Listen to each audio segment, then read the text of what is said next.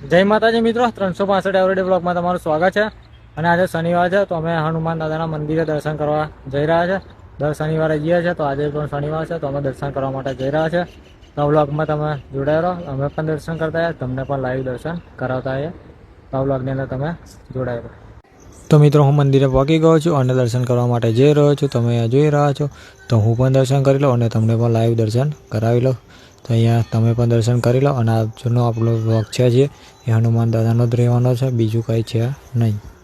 તો પછી આપણે પાછા ઘરે આવવા માટે નીકળી ગયા હતા અને ત્યાં જ પછી આપણે બીજું મંદિર છે જે નરસંડા ગામ આવેલું છે, ત્યાં આપણે કામ હતું તો એ બાજુ થઈને ગયા હતા ઘરે।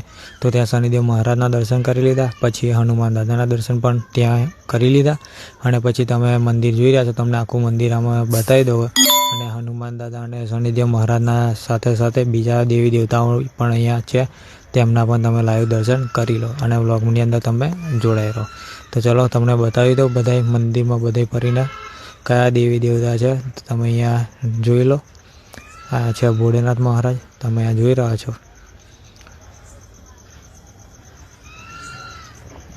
ને આ ગણપતિ દાદા છે। પછી આપણે આગળ જઈએ તો તમને આગળ પણ બતાવી દઈએ।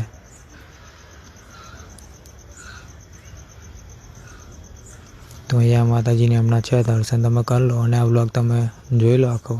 અને આજે બહુ ફરવાનું હતું તો થાકી ગયા હતા, એના કારણે વ્લોગ બહુ શૂટ થયો નથી અને સવારે પણ બહુ લેટ આપણે ઘરેથી નીકળ્યા હતા, કામ હતું તો એટલા માટે આજે વ્લોગ નહીં શૂટ કર્યો। તો અમારો વ્લોગ ગમે તો લાઈક, શેર, કોમેન્ટ કરતા જજો।